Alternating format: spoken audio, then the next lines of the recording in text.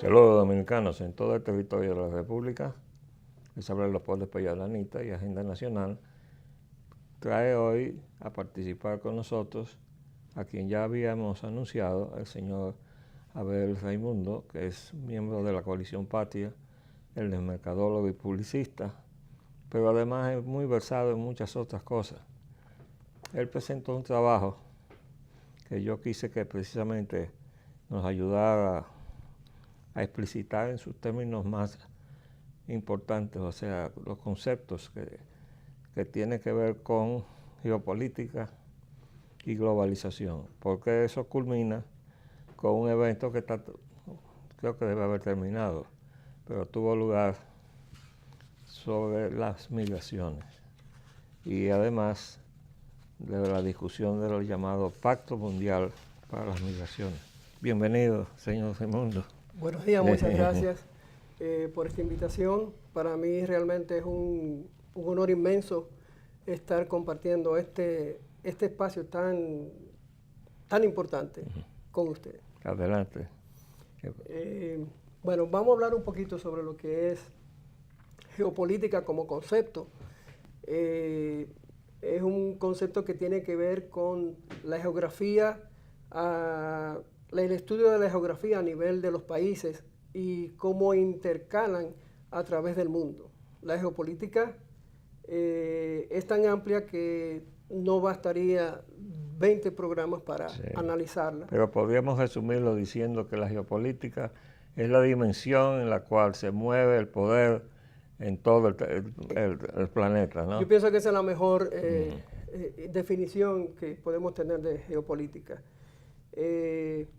Entender la geopolítica nos ayuda a entender los fenómenos que nos están afectando a nosotros como país. Pues sobre todo si va combinado con la globalización. Con la globalización, exactamente. Van de la mano, aunque no son lo mismo. La globalización es una agenda de gobierno globalista, es una agenda para dominar el mundo, y la geopolítica es el instrumento que utilizan ellos para ejercer y promover su poder. ¿Por qué no lo dejamos en la dimensión en la cual se mueve toda una serie de políticas que incluye la economía, incluye también la influencia de las grandes potencias sobre las pequeñas naciones en desarrollo? Y su dimensión es, en términos de lo que es todo el planeta, la geopolítica propiamente, porque hemos tenido la vigencia de la llamada globalización neoliberal, que se daba como algo inamovible hasta hace poco tiempo. Sí, es así. Nosotros incluso los dominicanos, hay fenómenos que no estamos entendiendo de qué es lo que está pasando, por qué suceden estas cosas. Y todo obedece, como dice usted, a una agenda globalista que simplemente nos ha alcanzado y nos toca saber manejarlo. Un país que no conoce ni entiende lo que es la geopolítica, por ejemplo, va a tener muchos problemas o va a tener que supeditarse a ese evento o sortear políticamente muchas cosas que debería hacer. Usted se refiere a los gobernantes de estos países que, siendo supeditados a las grandes potencias, no se dan cuenta que todas sus decisiones las está condicionando la dimensión de la geopolítica. Claro que sí, es así. Entonces, por ejemplo, hay eventos, por ejemplo, como la migración, no sé si podemos saltar a eso ahora, que nos están afectando. Muchos de nosotros no entendían, por lo menos yo era uno que no entendía qué es lo que estaba pasando. Y veía cómo nuestro gobierno, por ejemplo, y otros gobiernos tomaban decisiones que yo decía son muy ligeros en esto. Pero al ir conociendo sobre lo que es la geopolítica y cómo la globalización ha ido influyendo en todos los países y ha ido presionando a muchos países pequeños como nosotros, que hemos tenido que prácticamente bajar el brazo para aceptar muchas condiciones, hemos ido entendiendo por qué pasan estas cosas. Bueno, entendiendo que la globalización, como instrumento de la globalización neoliberal, ¿no? Es un atentado contra las definiciones de política económica y de soberanía de los estados. Es decir, que lo que se hace es que la gran potencia o las grandes potencias despojan a las pequeñas naciones de su protección política, es decir, su soberanía, todas las medidas que existen inherentes a ese Estado para existir como Estado. Hay que entonces abrir las puertas, dejar pasar la inversión extranjera, que es la señal de que ese país no entiende la dimensión de la geopolítica, o sencillamente se ha plegado a ella, ¿no? Se pliega normalmente.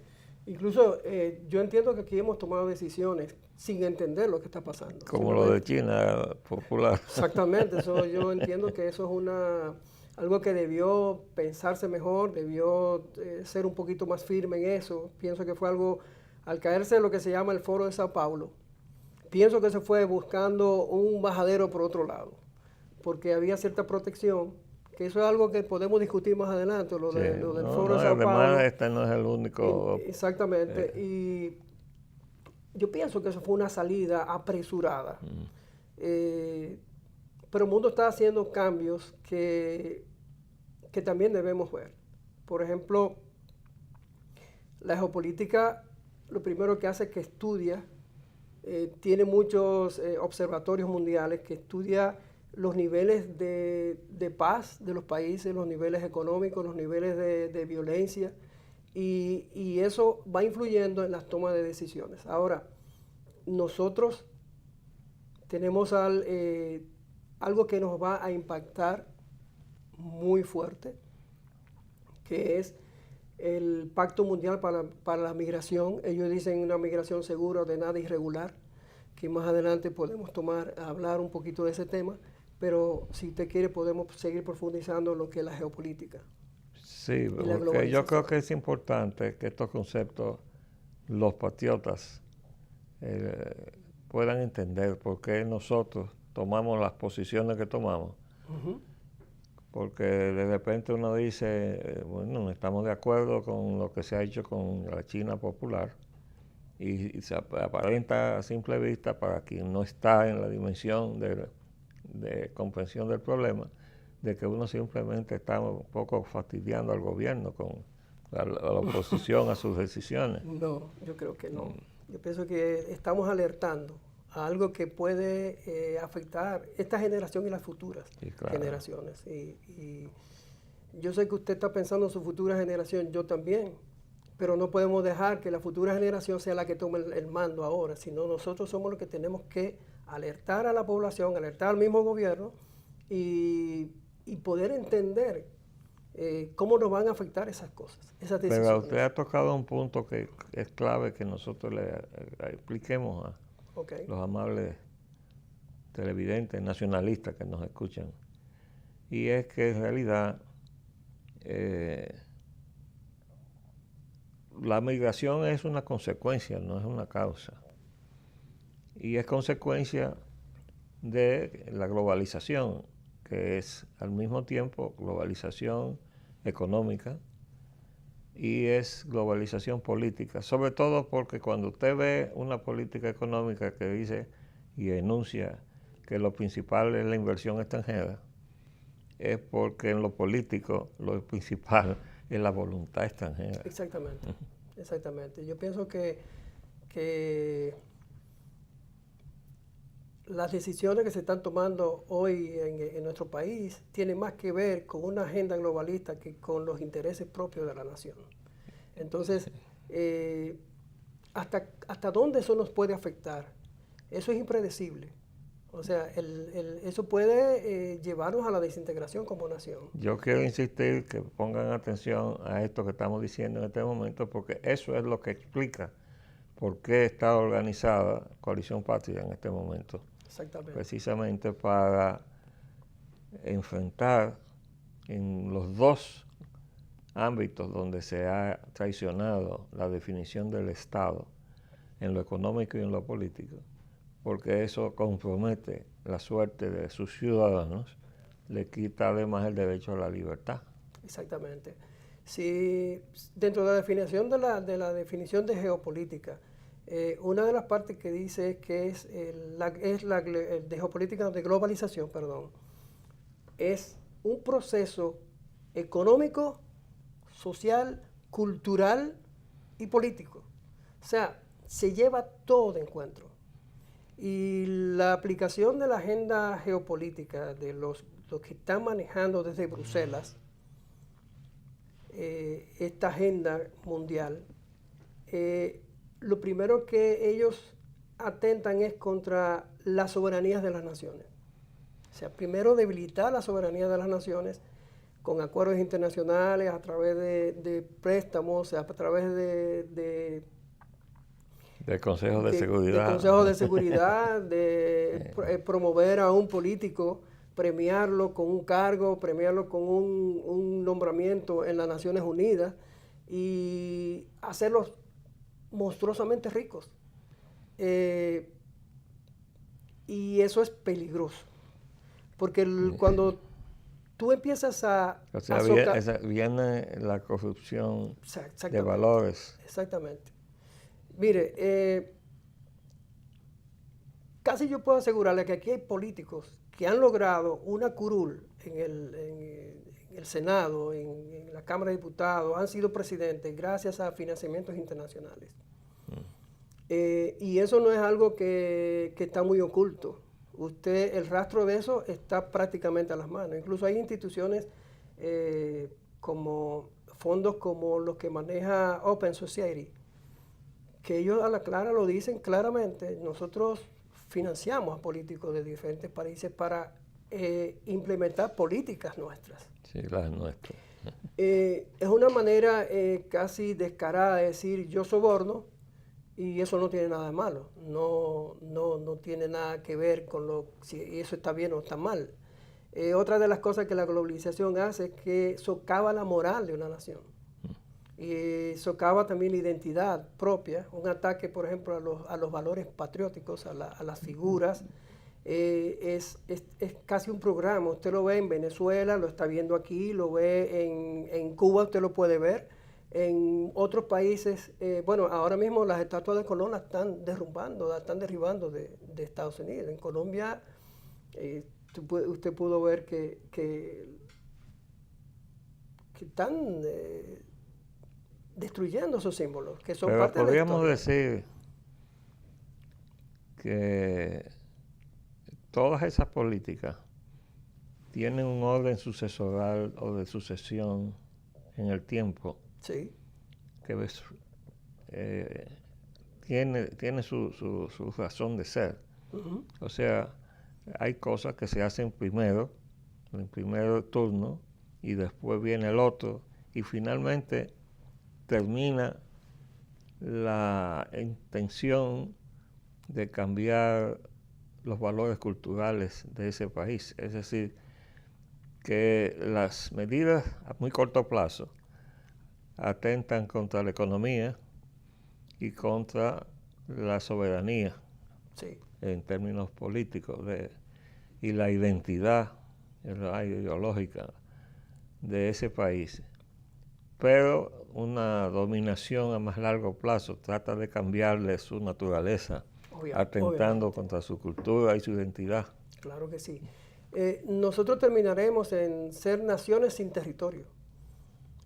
Los kurdos, por ejemplo, un ejemplo, son 30 millones y no tienen territorio. Y eso fue un proceso de desintegración cultural y de socavamiento de todos sus valores. Pero culmina con el desplazamiento de esa población de su territorio. Exactamente. ¿No? Y ahí viene entonces la migración desesperada. Exacto. Buscando sobrevivir de alguna manera en otros territorios, ¿no? En otros territorios. Ahora, todas las acciones de política de dominación provenientes de Europa, de las grandes potencias europeas, sobre el mundo en desarrollo, ha culminado en un fenómeno migratorio que ahora se ha convertido en una pesadilla para Europa, porque ha sido masivo el fenómeno, de tal manera, primero que no lo han podido rechazar, aunque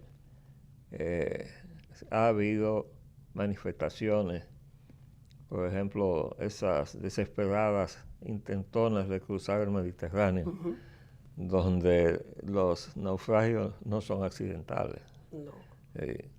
Yo recuerdo un caso en España que la Guardia Civil tuvo que reconocer que le disparaba balas de goma a los que estaban ya en el agua, producto de algún tipo de